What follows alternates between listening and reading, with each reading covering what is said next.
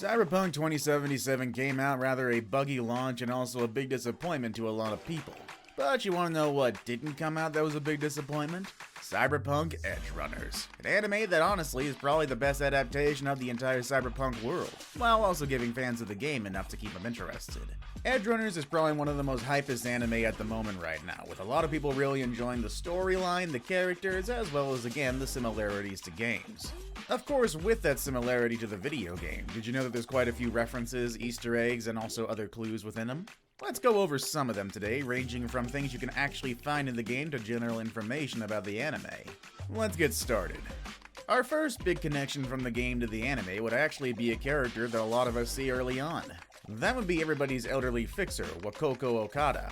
Okada is the fixer for Westbrook District. More than likely you're going to be getting gigs, side mission, and other side biz from her when you're actually just walking around her area. She provides you with tips, vehicles that you can buy, missions to actually do, and of course, oodles and oodles of money to actually finish them. Her appearance in the anime is small, but it did make me giggle with glee. David had taken a mission for her and actually took in one of her rookies with her, who ended up, well, not surviving. She didn't really care though, mission was done, money's good. Good ol' Okada.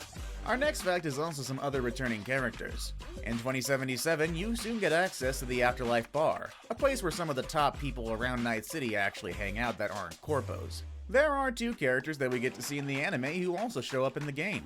The first is Rogue, a very important character, especially for Johnny Silverhand's story, and Claire, the barmaid who sends you off on a bit of a wild goose chase for revenge. It's really cool seeing these two in here, and it's kind of weird considering they don't look like they've changed an actual bit. Which does actually bring us to our next fact here, the timeline placement. A lot of these places seem pretty familiar, these characters not looking like they aged a day, and also again a lot of these environments looking like they actually do in the game. Pretty good attention to detail actually. But this does call into question, when does Edgerunners actually take place?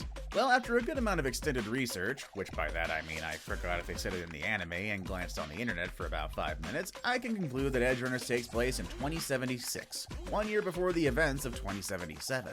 It's at least pretty obvious early on that not much has changed, and this took place at the very least within a 5-year time span of the actual game. Our next fact is actually some familiar locations for those who are fans of the anime. Did you know that the latest update to the game not only added a butt ton of weapons and such, but also added the apartments of the characters from the anime? Yeah, you can actually visit them. For the most part, you might not be able to actually get inside.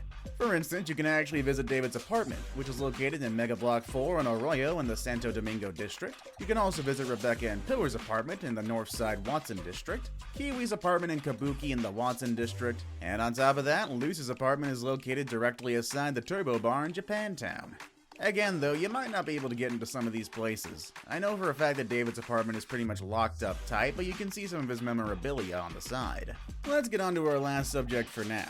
Before that though, if you could hit like on the video and also maybe subscribe to us for more epic content, I'd really appreciate it. Our last subject for the day is actually concerning the butt ton of weapons that I mentioned. While it did bring a whole bunch of new common weapons, it also brought in quite a few unique weapons.